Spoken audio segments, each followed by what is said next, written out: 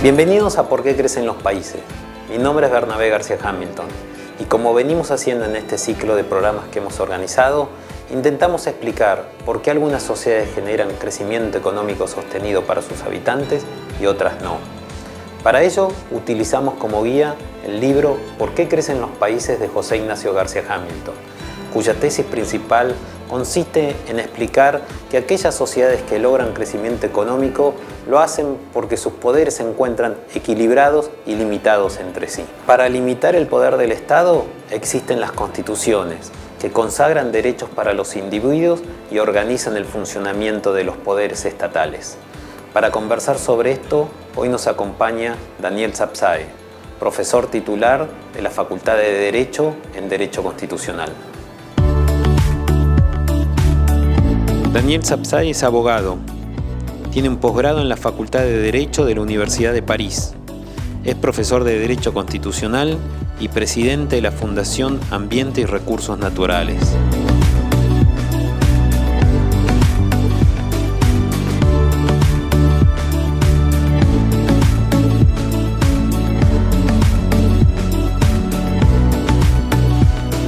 Doctor Sapsae, bienvenido a ¿Por qué crecen los países? Muchas gracias por la invitación, que me honra. Doctor, usted sabe que en el libro ¿Por qué crecen los países? De mi padre, José Ignacio García Hamilton, se trata mucho el tema de la importancia que tuvieron las constituciones para darles derechos a los ciudadanos o a los habitantes de un país, ¿no? ¿Fue así la historia de la humanidad? En la historia de la humanidad las constituciones fueron dando derechos a los ciudadanos. Sin lugar a dudas, porque en el constitucionalismo, que genera un régimen que es el Estado de Derecho, uno de los elementos más característicos e ineludibles es la existencia de una constitución, que tiene dos partes. La primera parte consagra los derechos, las garantías y los principios, y la segunda parte organiza los poderes. O sea que sin constitución es imposible que se establezca un sistema de Estado de Derecho. Ahora, en el tránsito hasta las constituciones, tenemos, particularmente en Inglaterra, no era todavía Gran Bretaña, determinados instrumentos que marcaron esa evolución. El primero, la Carta Magna, ¿no?, del siglo XIII. Y después la petición de derechos, la Carta de Derechos. Los derechos que en su momento le quitaron los nobles, claro, al rey Juan sin Tierra, ¿no? A Juan sin Tierra, a los varones, exactamente. Que surgió uno de los principios más importantes del derecho constitucional en materia de derecho de propiedad y sobre todo en materia impositivo, aquello que no puede haber imposición, creación de impuestos sin representación, es decir, sin que sea la representación de un sector, en ese caso no un sector de la sociedad, pero ahora se proyecta al Congreso sin que el Congreso los haya establecido. Principio de legalidad, no hay impuestos sin ley. Y el habeas corpus también, ¿no? La protección de las libertades y la vida de los ciudadanos. Claro, ¿no? La protección del cuerpo, por eso habeas corpus, que me traigan el cuerpo si desapareció. Y la Constitución inglesa es originaria, más una constitución no escrita. ¿no? Es una constitución absolutamente atípica, se dice no escrita, no porque no hayan cosas escritas, porque no está concentrada en un único documento que codifique el derecho constitucional, sino que está integrado por varios y por la costumbre constitucional que es tan clásico de los países sajones, a pesar de que es el único país sajón que no tiene constitución escrita. Y hay uno más, que es Israel. Son los únicos dos países que tienen constituciones dispersas, es decir, contenidas en cuerpos que son las grandes leyes que regulan los derechos, que regulan ciertos aspectos del traspaso del poder, pero todo lo demás son costumbres. Y usted hablaba de que las constituciones normalmente están divididas en dos partes, unas que consagran o protegen derechos y otros que organizan los poderes del Estado. La parte que consagran y, digamos, y generan derechos, ¿cuándo empiezan a aparecer las primeras constituciones ya escritas? Bueno, las primeras constituciones escritas, curiosamente, no aparecen en naciones, sino que aparecen en excolonias. Me refiero a las 13 colonias históricas que luego van a conformar los Estados Unidos de América. Los 13, ¿no?, de la Nueva Inglaterra. Todos ellos bajo el yugo de un sistema colonial. Sin embargo, empiezan a practicar la democracia mucho antes que la independencia, 3 siglos antes. Y cada uno de esos estados sanciona su propia constitución. Y la Declaración de Derechos digamos, completa y bien de la democracia más antigua es la del Estado de Virginia. La gente cree que es de la Revolución Francesa, ¿no? Los derechos del hombre y del ciudadano. Sin embargo, esta tiene 40 años, se la dictó 40 años antes que la de la Revolución Francesa, más allá de lo importante internacional que tuvo la otra, ¿no? Y después aparece, sí, en las constituciones de estados. El primero es la Constitución de Filadelfia, que es la de los Estados Unidos, precisamente. Pero curiosamente también, porque todo tiene su derrotero, los convencionales constituyentes de Filadelfia, cuando tuvieron que discutir cómo iban a hacer el plan de la Constitución, dijeron que era mejor no transcribir de manera expresa derechos. ¿Por qué? Porque iba a parecer que al consagrar algunos y no poner otros, o los que surgían por las nuevas actividades, no estaban consagrados. Entonces mejor organizar el poder lo más limitado posible, que ya iba a ser la gran base para que se respetaran los derechos. Lo cual, escuchándolo, es muy lindo, pero en la práctica no funcionó. Tanto es así que a partir de principios del siglo XIX, muy poco después, aparecen las primeras enmiendas que van consagrando todos los derechos individuales, empezando por la libertad de expresión, ¿no? Que hoy está tan amenazada. Es muy interesante decir que la madre de todas las libertades es la primera que se consagra. Luego de ese razonamiento, sin embargo, la primera que va a quedar escrita en una enmienda es la libertad de expresión. Y esas primeras constituciones en Estados Unidos, la Declaración de los Derechos del Individuo, del Hombre en Francia, ¿qué derechos consagraban? Normalmente consagraban derechos tendientes a lo que se denominan derechos individuales. Los de primera generación, los derechos individuales, que nosotros los tenemos en el artículo 14. Pero lo interesante es que en la Declaración de los Derechos del Hombre y del Ciudadano, la de la Revolución Francesa, además da pautas para la organización de un régimen. Uno de los artículos, que se lo vive citando en Derecho Constitucional por la Sabiduría, dice que un Estado que no garantiza derechos ni tiene división de poderes no tiene Constitución. Fíjese qué sabiduría, ¿no? O sea, las dos partes.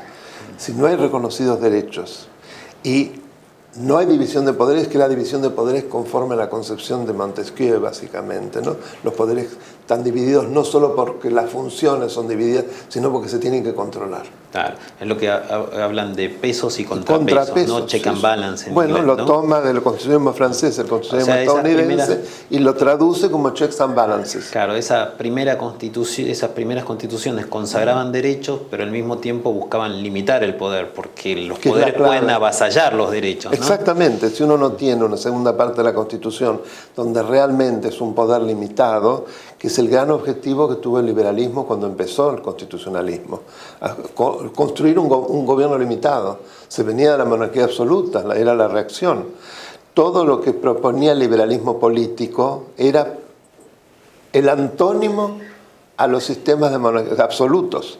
En todo. Yo cuando explico formas de gobierno, formas de Estado, empiezo con la madre, que es la democracia y el autoritarismo o la autocracia, y les digo, miren, hacemos dos listas y van a ver que son dos espejos deformantes.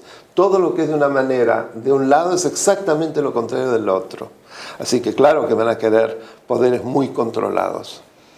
Y después, años después de la consagración de estas libertades individuales o estos derechos individuales, empiezan a aparecer o empiezan a surgir otros derechos, ¿no? O sea, constituciones que van reconociendo otros derechos, ¿no? Así es. Que indudablemente es un proceso lento que culmina en una constitución, pero que se va dando en la sociedad, ¿no? Sin duda. Todos son procesos que responden a determinados fenómenos sociológicos. Si una constitución no tiene anclaje en los hechos, en lo que se llama el factum, no va a poder tener una vigencia prolongada porque no se puede aplicar lo que realmente nos surge de la sociedad, o como una necesidad o como una realidad, o para modificar esa realidad. Y la primera generación de derechos, los que sostenemos que hay generaciones de derechos, hay otros que dicen que no, que eso confunde. Para mí es muy interesante pedagógicamente para explicarlo. La primera, lo que yo siempre digo, apuntan a lo que el hombre es, empezando por su vida, siguiendo por la libertad de comercio, siguiendo por la libertad de profesar un culto, la libertad de expresión, y así por libertad de reunión, libertad de peticionar a las autoridades, y así podríamos seguir, están contemplados en el artículo 14. La segunda generación, que es el producto del siglo de industrialismo, donde se dan tantos abusos en el campo del trabajo, en la relación entre patrones y asalariados, tiene que ver con lo que la persona hace. Es decir, el Estado da una base en materia de jornada, cuánto dura la jornada, en materia de protección a determinados grupos vulnerables, la mujer embarazada, en materia de limitación en el número de jornadas que se trabaja por semana, el famoso sábado inglés, en la protección en lo que hace los accidentes que se derivan precisamente de la actividad que se llevan a cabo, el derecho previsional, es decir, la posibilidad de que hasta cierta edad se trabaja, después se retira y se recibe una contraprestación digna de lo que uno aportó mientras era activo. En fin, esos son los derechos sociales, lo que la gente hace, proteger lo que la gente hace. Y luego aparecen los derechos de tercera. Y esos derechos sociales, sí, o de segunda generación también se incorporan normalmente, esos principios a las constituciones. A la gran mayoría, diría que el 99%. Nosotros lo tenemos en el artículo 14 bis. Y con la jerarquía de tratados internacionales, jerarquía constitucional con la reforma del 94, lo tenemos en muchos tratados. Fundamentalmente en el Pacto de Naciones Unidas sobre Derechos Económicos, Sociales y Culturales, que es una nómina muy amplia de los derechos sociales. Y indudablemente, un poco lo que usted cuenta, esa cuestión fáctica, viene justamente o coincide justamente con la explosión del capitalismo y del industrialismo, ¿no? Hacia fines de 1870, feroz, sí. ¿no? Yo siempre les digo, vayan a leer Dickens. La novela David Copperfield en realidad relata la tragedia de una familia que trabaja en las minas, y trabaja en la landería en este caso. Un chico, un niño, que se cortaba los dedos, algunos se quedaban sin dedos y no podían trabajar más, y estaban a cargo, se morían de hambre, en fin, un horror. Producto del enorme abuso en una relación desigual. Entonces ahí aparece la necesidad de un Estado que proteja, la idea de dar un mínimo denominador común. La igualdad de oportunidades, que tampoco debe ser abusado, ¿no? Pero el mínimo denominador común sí, porque si no, la igualdad ante la ley solamente no asegura igualdad. Si no se parte de una mínima base, un piso, un umbral que es para todos, ¿no? Y que tenga el concepto de vida digna. Por eso se reduce la jornada, por eso la jubilación, lo que decíamos antes, darse la dignidad. Bien. Y después sí aparecen nuevamente hacia fines del siglo pasado, lo que se denominan derechos de tercera generación, ¿no? Efectivamente. La madre de los derechos es la protección del ambiente, ¿no? La calidad de vida, que aparece un poquito antes, es decir, aparece fundamentalmente en 1972 con la Declaración de Naciones Unidas sobre Ambiente Humano, que fue una conferencia que organiza Naciones Unidas en Estocolmo, que ya hoy es célebre, y ahí se desarrolla inclusive qué es el derecho a un ambiente sano.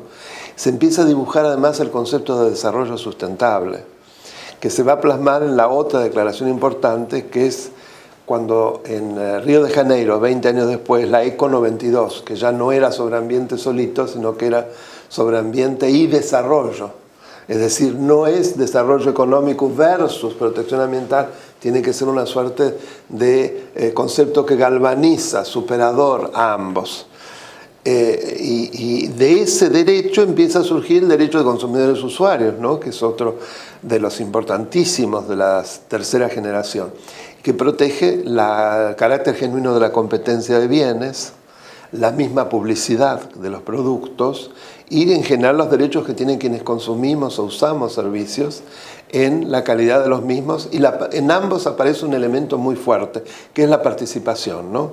Se les da espacio de participación a los ciudadanos, las audiencias públicas, las consultas, los procesos de evaluación de impacto ambiental, la regulación de precios, en fin, a través de los cuales el ciudadano, más que el habitante, más que el ciudadano, tiene como palanca para controlar tanto el proceso de toma de decisiones, el acceso a la información y el acceso a la justicia ampliado.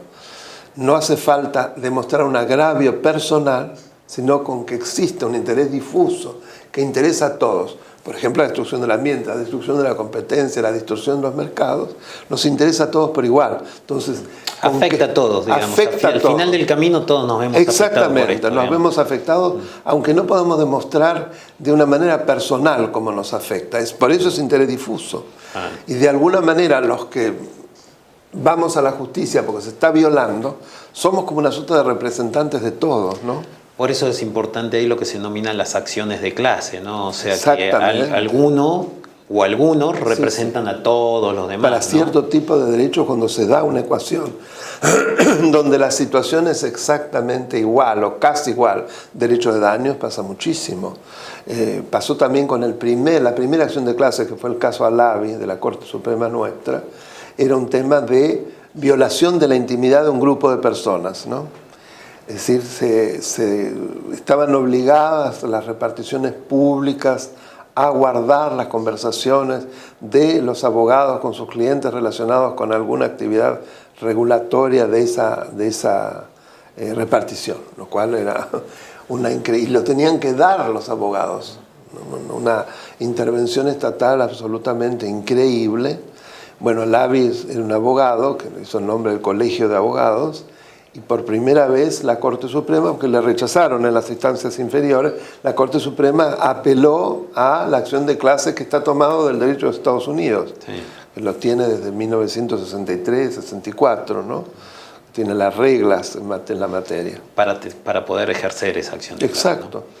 Doctor, ¿y la Constitución argentina reconoce todas estas generaciones de derechos? Todos, absolutamente. Y además hay un concepto que es el de discriminación, que desde la reforma del 94 está puesto muy en relieve. ¿Por qué? Porque es el que nos dispara la posibilidad de defendernos o defender aquellos derechos que están en los tratados internacionales, la Convención contra la discriminación de la mujer, de los derechos del niño. En fin, en casi todos aparece ahí el tema discriminatorio como un factor que menoscaba a algunos en relación a otros.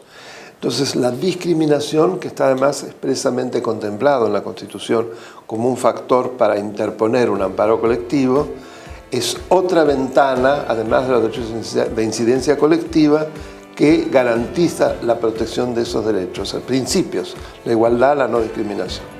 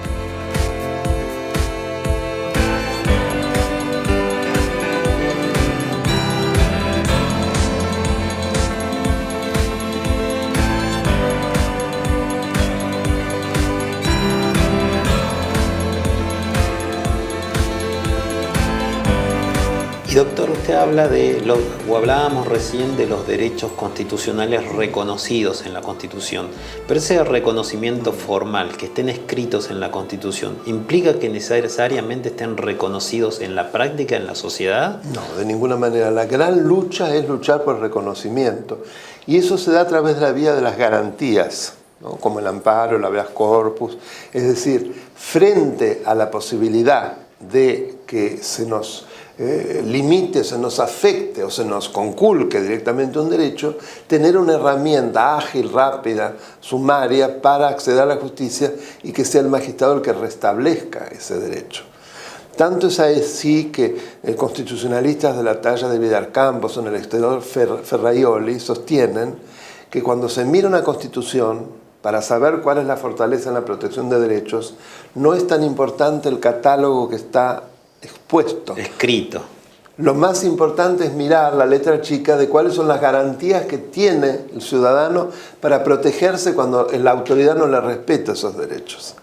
Así que la pregunta es esencial. Para ir más atrás, un pensador francés, el abate Sieyès, que es muy conocido, se expresó ya en el siglo XVIII respecto de esto y dijo, cuidado, la Constitución, si no se cumple, es una Constitución formal, una hoja de papel. Lo que interesa es realmente que no sea un hecho, sino que se cumpla en los hechos. Si no se da una tremenda oposición, una tremenda diferencia entre lo que es la Constitución escrita y lo que es la Constitución sociológica. Es decir, cómo impacta esa Constitución escrita en la realidad de los hechos. Nunca es exactamente igual, no es un espejo exacto, pero cuando está totalmente deformado, claramente se puede decir es una Constitución no vigente. ¿Y la Constitución argentina para usted se aplica? Digamos que no se aplica todo y muchas veces los barquinazos, los incumplimientos de los gobernantes son muy serios. Por ejemplo, yo diría uno de los primeros para destacar es el hiperpresidencialismo. Es un presidente que tiende a tomar exceso de poder frente a los otros poderes cuando tienen que ser equilibrados. Es lo que en latín se dice un primus inter pares, es decir, alguien que está por encima de sus pares, es más que el legislativo, más que el judicial, e inclusive se arroga facultades de esos poderes. La vía, por ejemplo, son los decretos de necesidad de urgencia. ¿Qué hace el presidente? Legisla en lugar del Parlamento. Puede hacerlo en circunstancias excepcionales. ¿Cuándo hay circunstancias excepcionales? Cuando precisamente esa causa que dispara la facultad absolutamente de emergencia es razonable y puede ser revisada judicialmente. De lo contrario, se da una invasión tremenda sobre los derechos de la persona y se viola el principio de legalidad que vimos antes en materia impositiva y en materia penal. Fueron los primeros campos que los constituyentes resguardaron y lo dijeron claramente en todas las constituciones de la democracia. El principio de legalidad, cuando uno enseña el principio de legalidad, busquen los ejemplos en materia penal, en materia fiscal, porque son los primeros que dice la Constitución. En todos dice claramente, en derecho penal básicamente la ley previa, en derecho fiscal o impositivo, que tienen que ser creados por ley. Ley previa y sentencia judicial. Y sentencia judicial, por supuesto. Sí, sí, además, otra garantía. Hay muchas garantías del proceso penal. Justamente lo que no se permite es que los poderes ejecutivos o legislativos apresen y encarcelen gente o dispongan de la vida de la gente sin, digamos, ninguna garantía sin ley judicial, un juez, ¿no?, que Claro. disponga. Ahí ya tenemos dos. Los otros dos poderes intervienen, con la ley previa y luego la orden judicial. ¿Cómo ve, doctor, ahora, en base a... Usted decía claramente que hay una Constitución con una parte que consagra derechos y hay otra parte que limita los poderes, y esa parte es tan importante como la otra. Algunos dicen que todavía más. Sí. Pero bueno, es subjetivo. ¿Y cómo ve en Argentina esta limitación de derechos o este funcionamiento de los poderes, los contrapoderes en el sistema institucional argentino? Lo veo muy comprometido. Y cuando hablo de comprometido digo que no se cumple mucho por el tema del presidencialismo, por el tema de la misma cultura en materia de poder. Fíjese que los argentinos, cuando pensamos en gobierno, pensamos en el presidente de la nación. Los otros poderes, no sé, es como un acompañamiento. No sé, cuando el gobierno de los países democráticos está integrado por tres poderes que todos son iguales entre sí. El presidente tiende a rebasar los límites de su competencia y meterse en los otros. ¿Cómo? En el caso del Poder Judicial, a través de distintos mecanismos que llevan a romper o a afectar la independencia de los jueces. No por casualidad, en materia federal penal, ya casi es un secreto a voces que el tiempismo de los jueces es escandaloso. Es decir, ¿qué es el tiempismo? Miran quién está en el poder y en base a eso reaccionan a quién hay que juzgar en la realidad y a quién en cambio hay que dormirle los juicios, para que la gente entienda de manera rápida. El Consejo de la Magistratura, que es un mecanismo fundamental para disparar la designación de los jueces, porque es el que selecciona y eleva una terna vinculante para que el presidente sobre esos 3 elija uno. A su vez es el disparador para la remoción de los jueces, porque en su comisión de acusación va a iniciar un proceso que luego será continuado por el jurado de enjuiciamiento. Bueno, si ese organismo no es independiente, no está colonizado por el sector político, que es lo que pasa, vamos mal. ¿Por qué? Porque la independencia de la justicia empieza cada vez a debilitarse más. Y en materia legislativa, lo que decía antes, es decir, un ejecutivo que normaliza la emergencia y que se transforma en una suerte de legislador alternativo al poder que tiene la facultad legislativa, y es muy peligroso, que al final no sabemos quién legisla en la Argentina. Y para modificar eso, ¿qué ve usted? ¿Qué habría que hacer? En materia del Consejo de la Magistratura hay que reformarlo íntegramente, sin necesidad de reformar la Constitución. La ley que es del 2006, la reforma que se hizo a la primera, tiene tal grado de errores, entre comillas, que el sector político, es decir, los representantes de los que fueron elegidos por el voto, tiene 7 miembros sobre 13. Sector político. 5 del oficialismo y 2 de la oposición. Los otros, que son representantes de jueces, representantes de abogados, el sector técnico y científico, tienen 5. La llave para todo lo tienen los 7. Ellos habilitan la posibilidad de cuando una terna va o no al Ejecutivo, si no duerme, y los otros miran un poco, acompañan en función de las afinidades. Justo lo que no se quiso hacer con el Consejo de la Magistratura. Se lo vendió como vamos a terminar con la partidización de un sistema en el cual los poderes políticos son los únicos que intervienen en designación y remoción de jueces. Como una instancia técnica que se interpone antes y que conforme a principios objetivos, imparciales, selecciona. Pero ahora resulta que están metidos adentro, los mismos que después van a participar, porque en definitiva es el presidente el que elige a 1 sobre 3, designa, y el Senado el que va a prestar acuerdo. Entonces, ¿por qué los tengo metidos antes? Eso distorsiona el espíritu y el sentido de un Consejo de la Magistratura. Hay que modificar la ley fundamentalmente, además muchas cosas más, pero para no aburrir, el tema de la composición. 1, los legisladores no pueden ser los representantes de la legislatura. ¿Por qué? Porque están ejerciendo 2 poderes. Se sientan en el legislativo y en el ejecutivo, y en el judicial. Absolutamente inconstitucional, ¿no? Hay confusión de poderes. Tienen que ser representantes, como dice, de ese sector, es decir, juristas designados por el Congreso. Es otra cosa. Pero en una proporción lógica. La Constitución habla del equilibrio entre esos 4 sectores que yo designé. Entonces, eso es básico. Que no sean los legisladores y que sean un grupo proporcional a los otros 3. Eso daría un oxígeno enorme. Y después hay muchas cosas más que son más técnicas, y en las reglamentaciones que el mismo Consejo se ha dado hay que ir con un hacha. ¿Y en el Poder Legislativo? En el Poder Legislativo me parece que es un tema más cultural que lo que uno puede modificar por ley, que en realidad lo que habría que modificar hay que reformar la Constitución. Yo soy muy reacio por la experiencia a reformar. Primero porque la reforma actual, que cumplió 25 años, tocó todos los aspectos y no se cumple ni la mitad. Cuando dicen que hay que modernizar, cumpla lo que hay, señor. Que no lo cumpla aspectos básicos como precisamente la distribución de los impuestos entre la nación y las provincias. Está previsto un tipo de ley que debe ser negociada entre las provincias y la nación. No ha habido ni siquiera un proyecto, y el constituyente en una cláusula transitoria preveía que esa ley tenía que ser dictada como máximo el 31 de diciembre de 1996. ¿Usted se da cuenta? 20 años. O sea, que no más de 20 años, 23 años van a ser.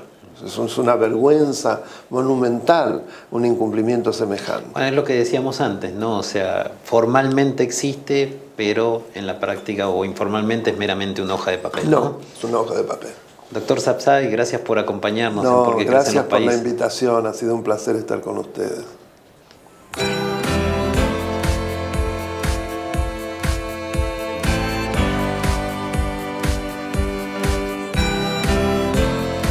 Con el profesor Daniel Sapsay vimos la importancia que tiene que las constituciones reconozcan los derechos individuales, los derechos sociales y los derechos de tercera generación a los habitantes de un país, pero también que eso no sea solamente un reconocimiento formal en el papel, sino que las instituciones permitan un reconocimiento en la práctica de esos derechos a los individuos. Nos vemos en el próximo programa de Por qué crecen los países.